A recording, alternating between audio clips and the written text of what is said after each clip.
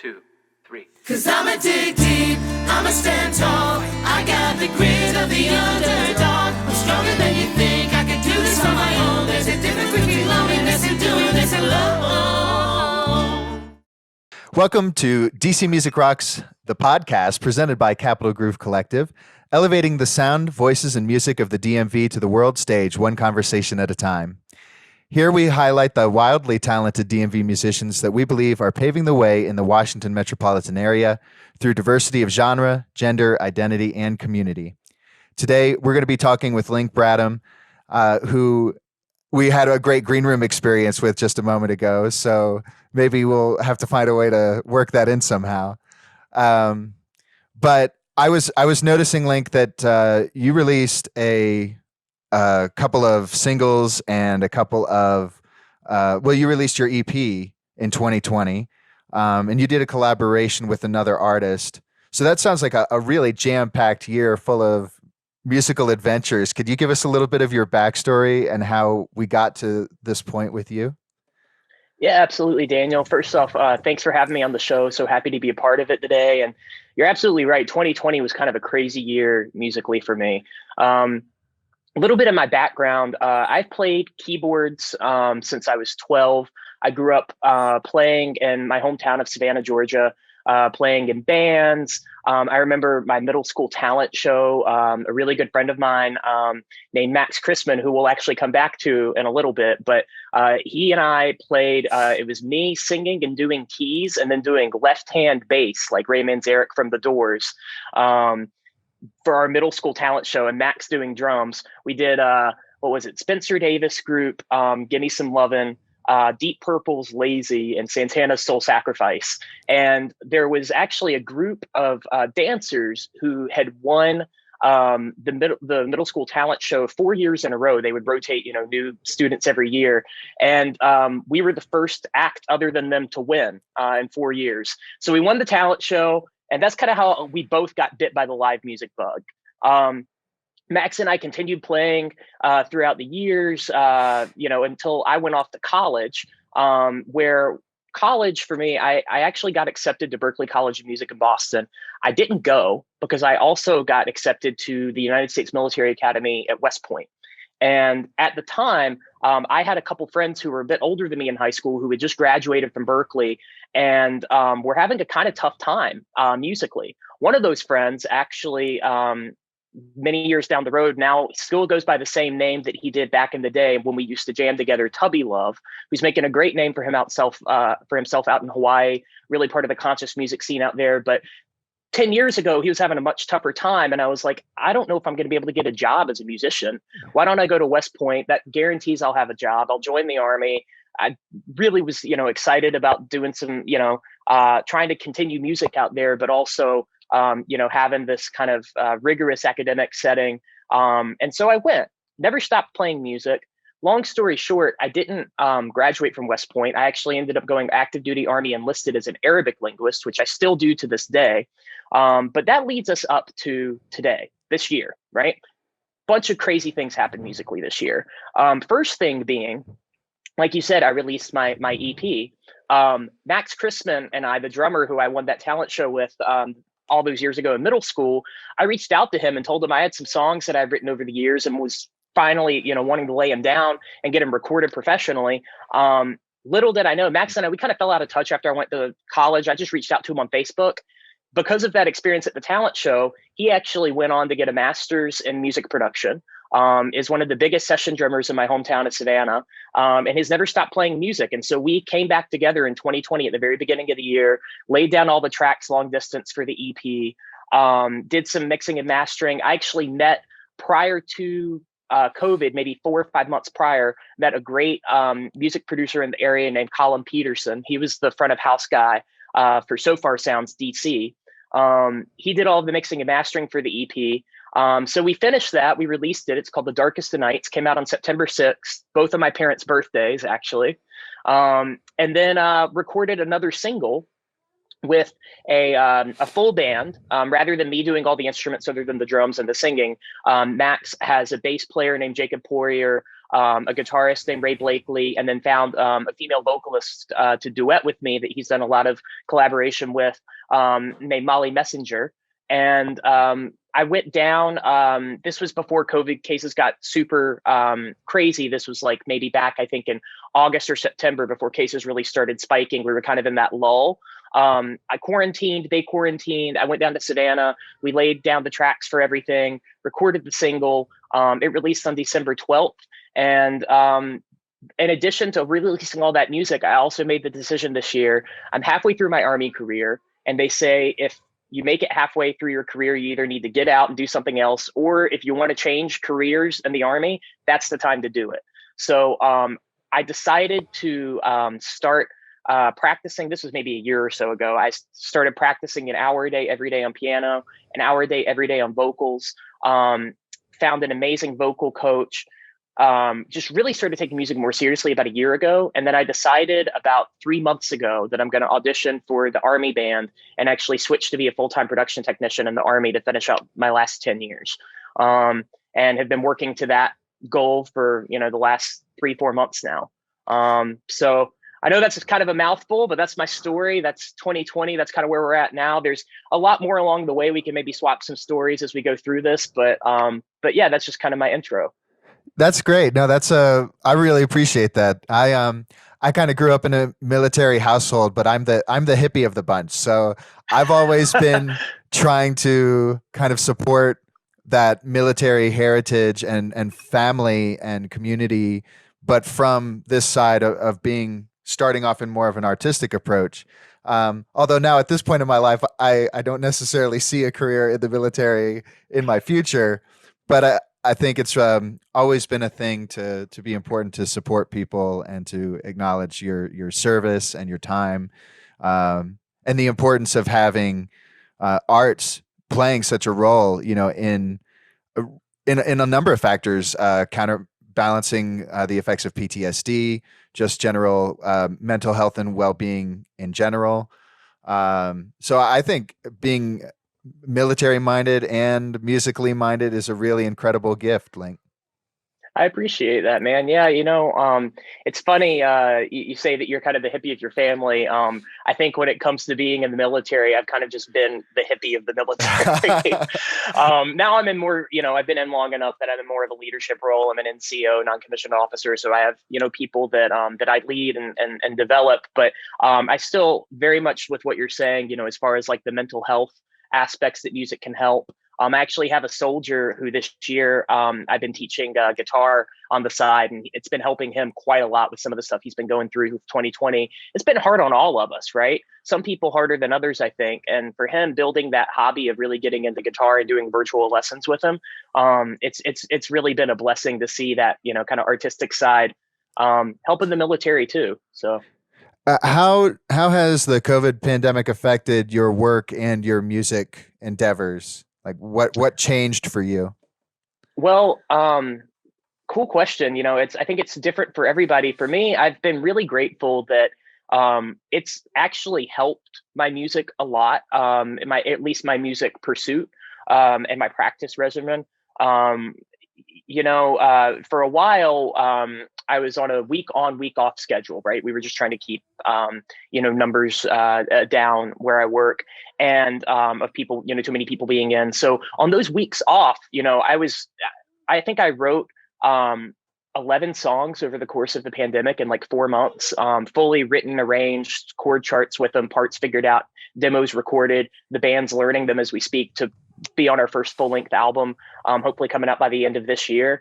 And another really cool thing that happened, I don't know, are you familiar with the band Wolfpack?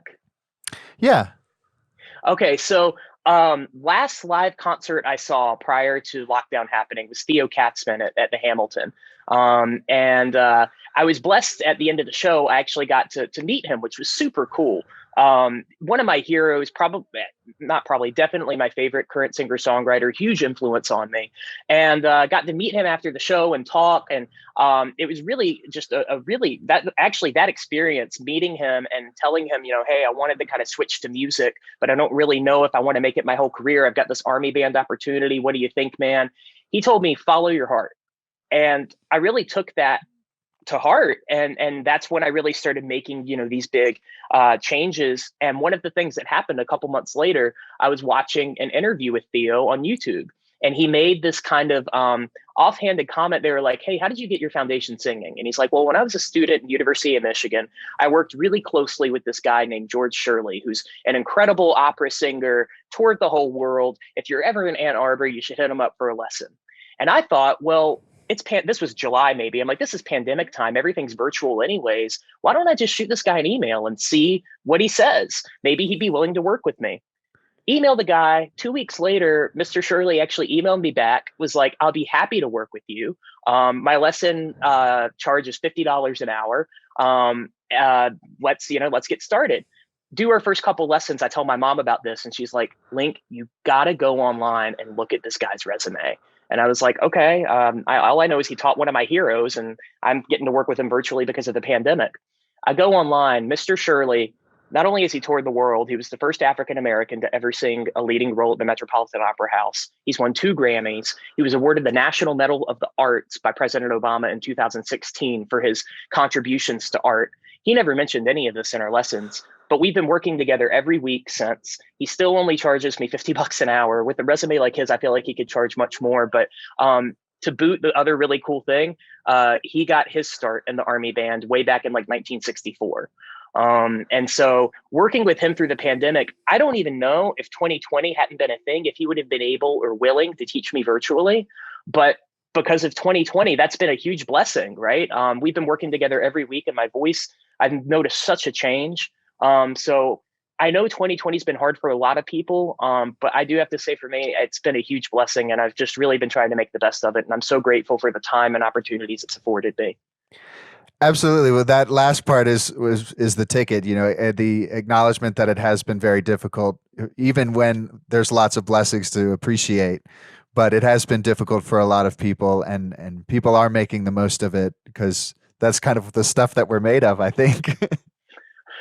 Have to do our best, right? And that's the thing. I know for me, maybe I'm coming from a bit of a point of privilege in so much that I've got a stable job. I haven't had to worry. I know I've had a lot of friends who lost their jobs through the pandemic, and my heart goes out to them. And I know that it's been tough on a lot of people, but I do think that there are those opportunities there that if we work, we can try to make the best of what's been a tough situation.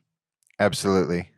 Well, how do you think that being in the Washington, D.C. area has impacted that? Because I assume you have some travel experience in military service and you come from Savannah, Georgia, which is a little bit of an artsy community itself.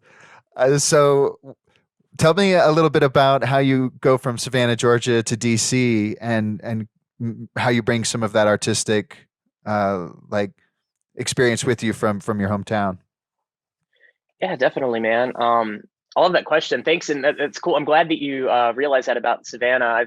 I've met a lot of people over the years who, they hear Georgia and they immediately think that it's, the South and a lot of the things that come associated with that. But no, you're right. Savannah, I'm so grateful to have been able to grow up in such a thriving artistic community like Savannah. Growing up, lots of people called it like the San Francisco of the South. And I think that's really true. Huge LGBTQ community, just the arts are supported there. And so that I think, through my experiences like in middle school and like I said, kind of just growing up as like this hippie kid who really wanted to play music, all of that came with me. But then, when I left Savannah and went to school, I went to school in New York, then I lived in Rochester for a while. My Arabic training was out in California. I lived in Texas for a bit while I was doing some training out there. I actually lived in Jordan for a while, near Israel and Lebanon while I was doing, language immersion training. I've had to do a lot of traveling, and it's interesting coming to a place like DC where, if I go home to Savannah or even out in California, a lot of the people there have been there their whole lives, and that's what they know and that's what they're familiar with. And you talk about these places like Jordan or like, I did some research out in Rwanda. It's like, wow. But then you come to a place like DC and it's like, that's normal, right? So many people in this, in this area, I think have, especially the people who work in government, have done so many kinds of travel that it makes it this really like, kind of like cliche term, but melting pot, right? That I've met some of the most diverse people in my life ever here. And so, yeah, I bring some of the stuff from Savannah with me. I bring some of the, the Arabic training and living with me. But at the end of the day, I think that the community as a whole offers more for each other than I could personally really, ever offer. And I think I'm really glad that I've been here for like 3 years now, and I'm here for about another 2 years until I ship off for the Army band. So I'm excited to continue that once COVID, we've all got our vaccines and things can open up a little bit more again. I'm excited to continue exploring that and meeting, the awesome, diverse community that's here.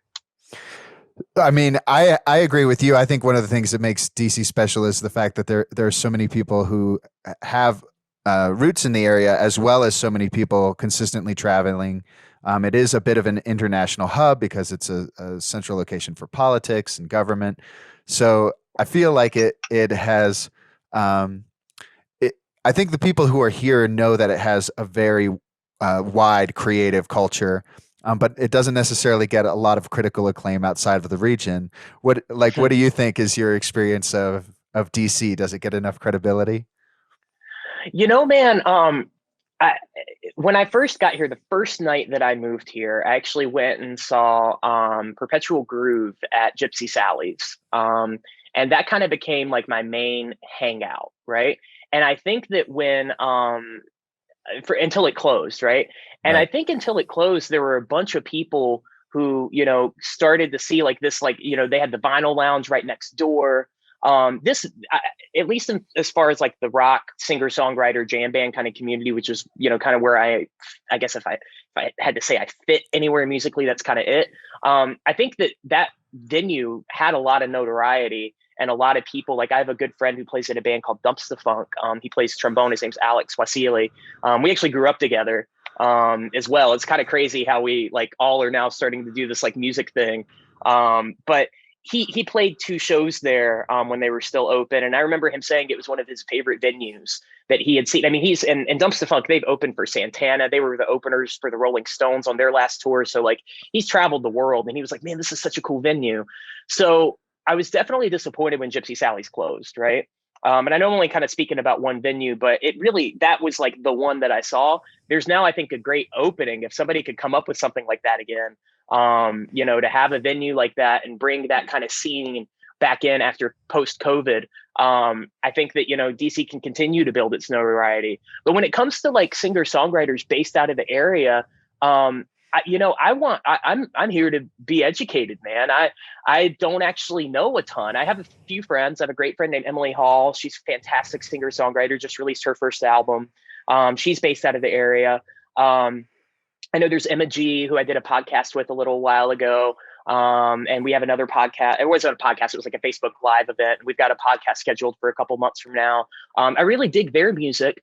But aside from them, I don't know a ton of the people in the area, man. So I think that DC gets notoriety for its venues. But as far as the artists, yeah, man, I'm just here to learn more. So are there any like DC heroes that you've been able to identify, or like DC artists that you specifically connect with through your music? When it comes to DC artists specifically, I will say this last year I picked up a couple Danny Gatton vinyls. Who I know he's pretty old school, right? He's like 70s, 80s time frame. He's from my neck of the woods. In Waldorf, really? Maryland. Yeah, he's just a little bit further south of me. Oh wow, yeah. I will say that man, I think he passed away, which is such a sad thing because he was fairly young from what I understand. But listening many to years his ago. albums, yeah, many years ago. But his music still lives on because picking up those vinyls, I would say that's a guy who like, I've never really heard somebody play guitar like that, right? Like the way he combined jazz, country, and blues all together. Man, I want to, hear some more of that. There's another guy who I really dig called Rob Hinkle. He's newer. He's in a group called Elamy, I Love You and I Miss You. And he does open mics. He's got Rob's open mics on Facebook. And before COVID hit, I was going to his open mic every week. I haven't figured out the virtual one, I've been watching it, but I haven't figured out how with my audio interface to get it to work and not clip and have the weird compression issues. But I will say his original music I super dig as well. So those are, there's just some people I really dig. But that's the thing. I think I started getting so much more seriously into wanting to make music a career right around the time that COVID hit, that if COVID hadn't been a thing, I'd probably be exploring and finding all these heroes right now and like sharing my music. I'm like, look, I finally, releasing my own music. And then COVID happened. But I'm looking forward to everything opening back up and finding some more of those heroes. Absolutely. You've got 3 more years. Hopefully you'll get to spend some of that time outdoors, right? Yes, sir. Yes, sir. Do you think, what do you think besides trying to reestablish like DC area venues when COVID recovers? Is there anything else that you can kind of see that DC might be able to do to just really bring some attention to either like music specifically or to its arts and culture community? Yeah, man. When it comes to music specifically, one thing that I haven't seen, and maybe it should be on me, or maybe we could even talk about, like, I don't know how to go about organizing something like this, but I think it would be really great if something like this happened. I got the idea actually at that Theo Katzman show I told you about. His opener, Rhett Madison, he and she met at a songwriting workshop, right? And she opened up his whole last tour. I have not seen any sort of like songwriting workshops in DC, or even like songwriting circles, right? I've seen a lot of open mics where people tend to play a lot more covers. But as far as people just sharing their original music or writing music together, or like going through a process of like, hey, how do you write songs? How do you write songs? I haven't seen anything like that, like even like a songwriter circle. So I think post-COVID, that would be a really cool thing to happen, man. Do you think that's something that could get started virtually in the interim? I think it could, man. I don't know how to go about organizing something like that, but the idea is out there in the ether. And if you want to talk after the podcast about like specifics on something like that, I'd be happy to help in any way I can. It sounds like fun. I think in conducting talks with you and other artists, these are the kinds of things that that people would be excited to engage more in. I will say, for the record, there's a couple of entities locally that, like Songwriters Association of Washington has been around for a long time, and so they were hosting live events for songwriters, and as well as like in-person educational opportunities for members. And then little pockets, I think, happened, but again, just because of COVID, you're probably not able to necessarily jump right into some of those things. Throwing out a post on, say, the DMV musicians group might be one option, or other kinds of like social media groups that you come across, of just kind of saying, hey, interested in collaborating. Definitely.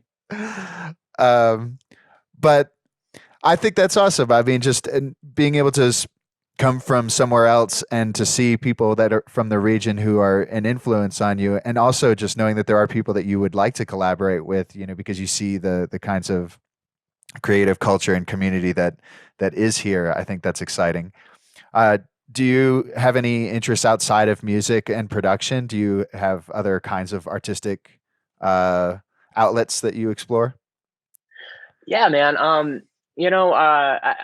I before I even started writing music, I've been writing songs since I was like maybe 15 or 16. But before that, I was a poet, right? I really loved writing poetry.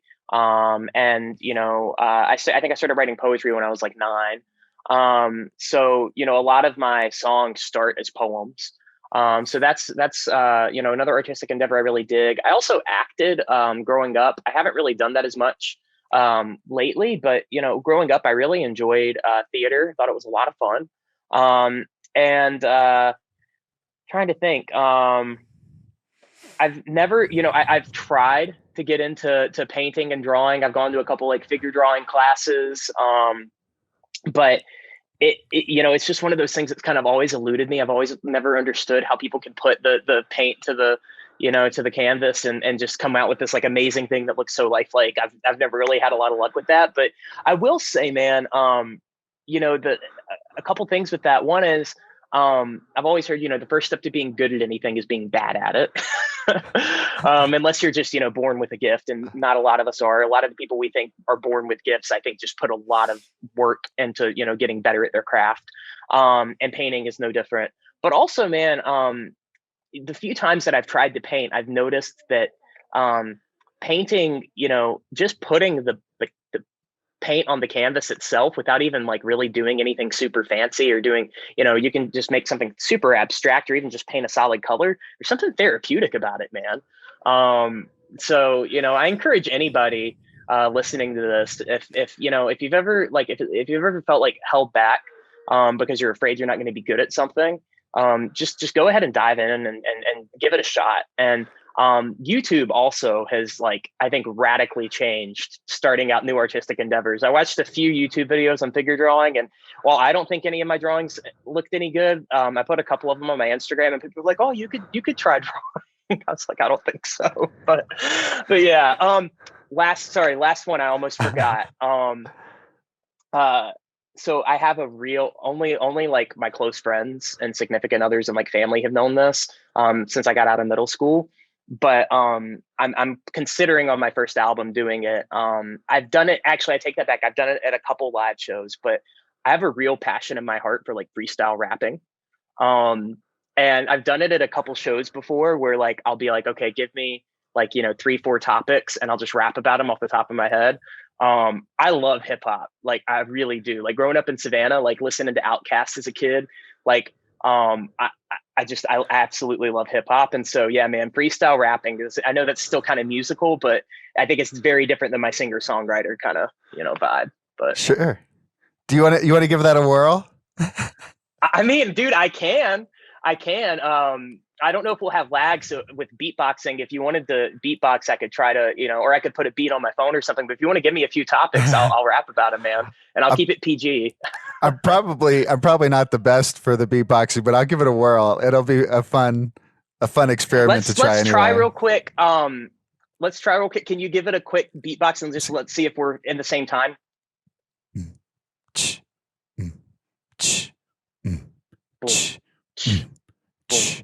Are we in time, or did that? No, we're lagging. We're lagging. All right, so I'll just throw a beat on my phone, but you give me some topics, man, and I'm ready to go. All right, so let's talk about not being able to paint or draw. Talk a little bit about the struggle of overcoming the obstacle of painting or drawing. All right, man, here we go. Let's hope I don't embarrass myself. This will be great. Let's see how that sounds. All right. Can you hear that? Oh, yeah. Yeah. Okay. Sitting on the podcast with my man Daniel, he asked me to tell y'all a sample about how hard struggle is when you try to paint. Sometimes I think I might faint when I think about the times that I couldn't do things, but really it's not the thing I have to think about. Instead, I understand that I'm gonna find a way to figure out how to paint real smooth for you. Yes, that's true. And really, in your heart, my dude, you might think you can't do something, but put it inside yourself. Let yourself understand that it's gonna be a great time today when you can say you don't have to be the greatest man. It's okay. Just let yourself express yourself, like NWA said, and that's all I got. Okay, if you want to throw some more at me, man, I'll keep going. No, that's very cool. Thank you so much. Yeah, man. Thanks for humoring my. I love hip hop. I really do, man.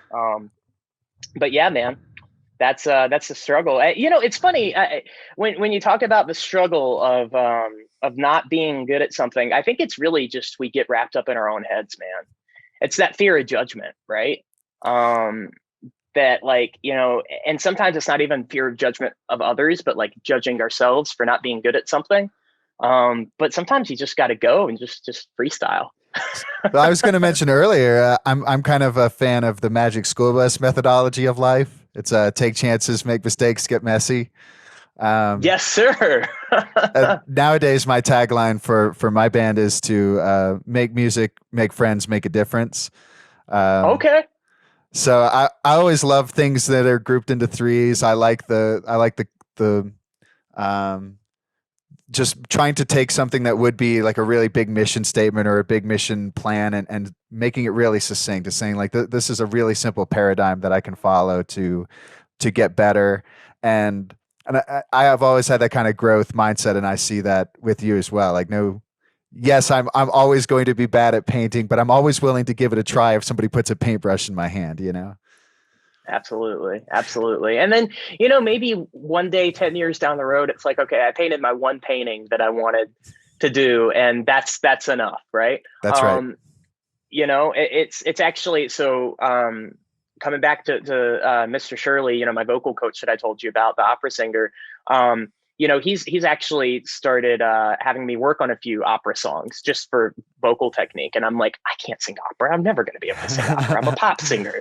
But it's one of those things where now it's like I've actually kind of started to dig it. I've kind of like, this is fun. Okay, like I can kind of get the timbre that they're looking for. I can kind of get the vibrato going. I didn't know that I had this in my voice, and it's like I don't ever plan on being this great opera singer, but if he hadn't challenged me with the opportunity of like, hey, I want you to try singing opera, and then not, laugh, he didn't laugh at me when I messed up the first few times. He's just, encouraging, like, hey, okay, you were off, a little bit here. Try tightening that up. Try taking the breath here instead, and kind of gave me that gentle encouragement. I think that's really, what it takes for most people is like, yeah, if somebody's bad at something, no need to make fun of them. No need to laugh. Just encourage that they keep, that they're at least putting themselves out there and trying.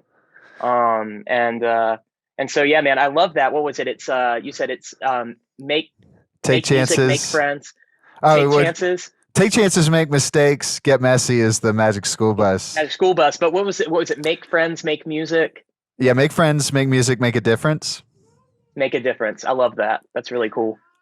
A lot of my, I'd say, like, side project of being a musician has been to try to promote other artists, especially artists inside of the Washington, D.C., Maryland, Virginia area. And also just to kind of share in that construct, like the slow methodology for gaining successes, right? Through like celebrating small victories and tightening up your control in certain areas, and just trying to like bring awareness to the fact that success as a musician can be a lot of different things for different people. Absolutely.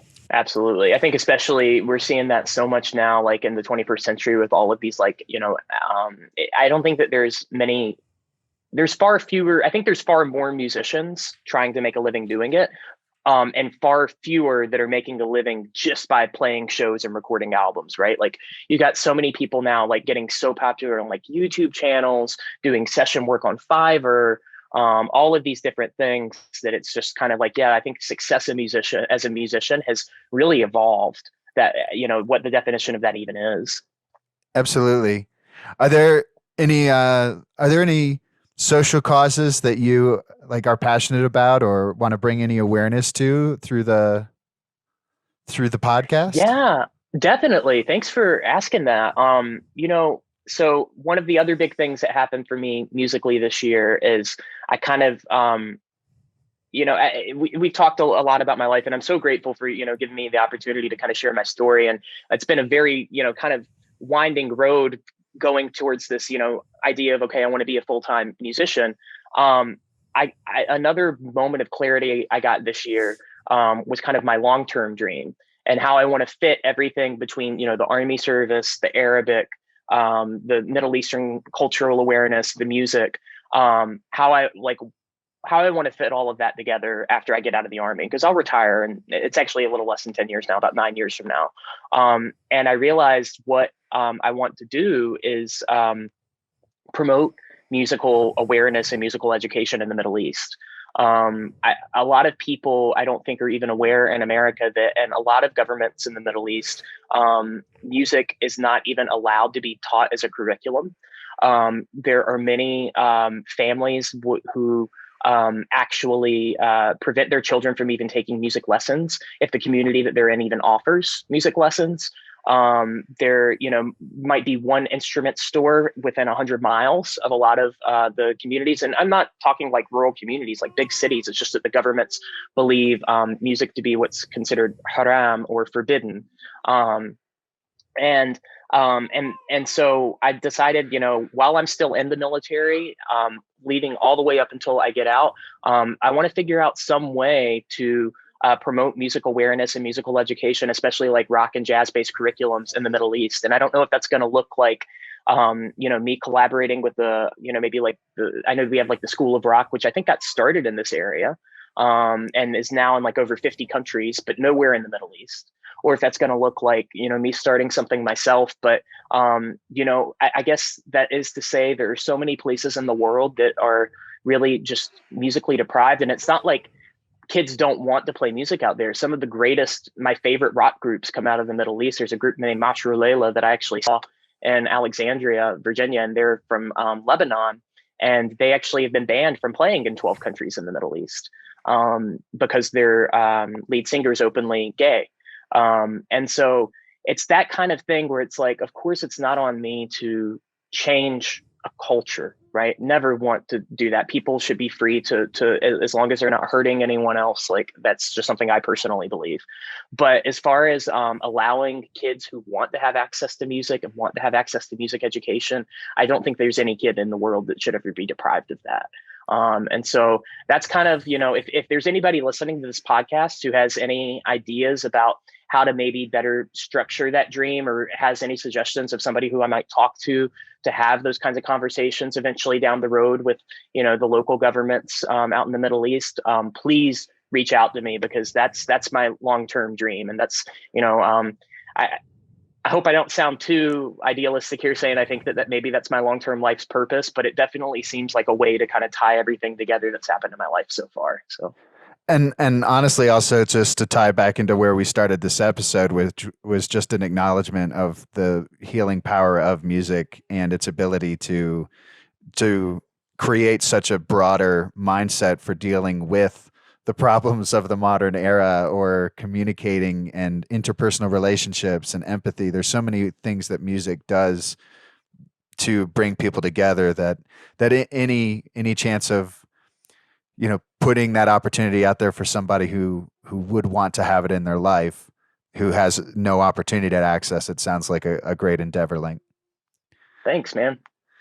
And on that note, I'd say that with Washington D.C. being the region that it is, and with your military background, I imagine that there's there's some organizations that exist where you're trying to reach out to members of the military and to provide them with a certain level of like entertainment or access to music and music healing, like classes or sessions, or teaching them, singing or songwriting or guitar as a way of healing. And I imagine some of those communities themselves would probably be very interested in, if not specifically bringing that to the Middle East, but I imagine there must be other kinds of entities out there in communities that are trying to bring music to other parts of the world as well that don't have access like you're talking about.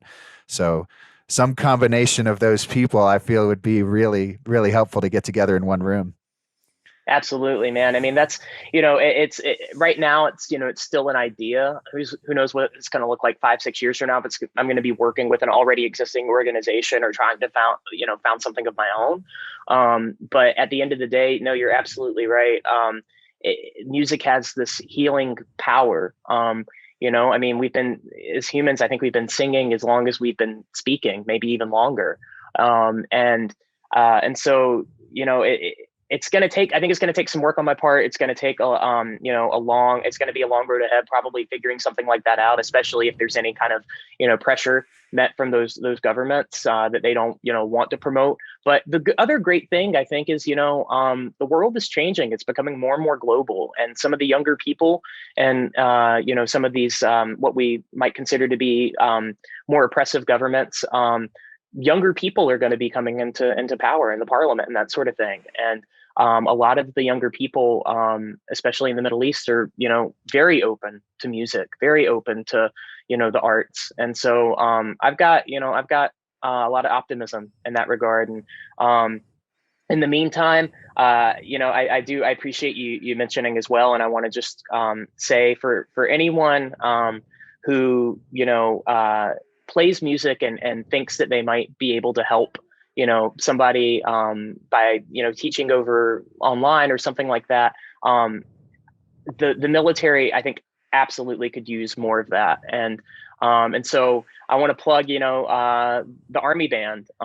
If anybody, and I will say as well that the Army Band is you do have to audition. It's a tough audition. You're expected to be at a pretty high caliber musicianship before you join. But if you are looking to make a living doing music and have a steady paycheck in addition to whatever gigging and recording you're doing, it's a great organization. And it's not just marching band type stuff. They have rock and jazz combos, and they need musicians of all styles. So you can just go on Google, type in, Army Band audition, and you'll be able to find somebody. And, especially in this pandemic, if anybody's ever kind of been on the fence of like, I don't know if I would want to do the military or what have you, but I need a paycheck.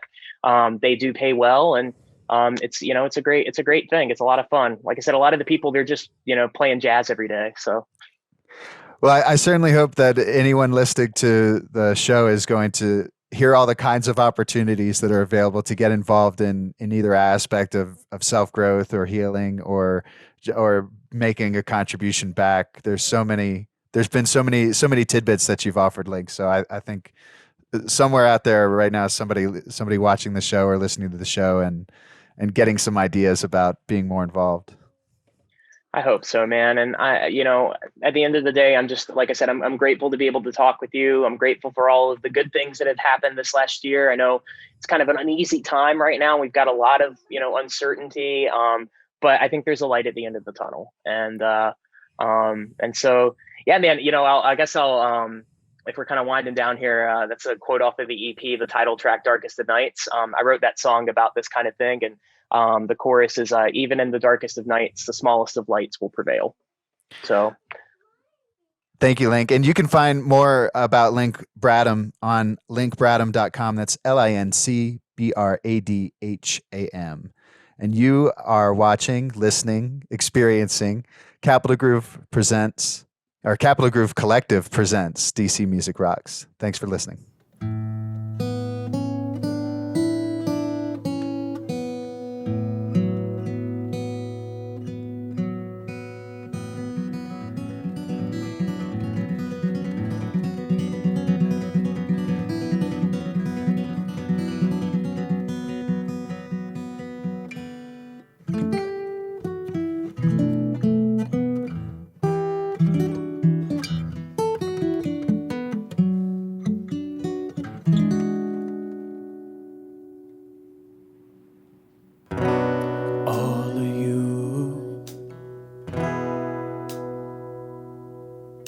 Ain't shit to me. That's not the way I want it to be. With my whole life around you, it's the easiest way that I could prove the biggest mistake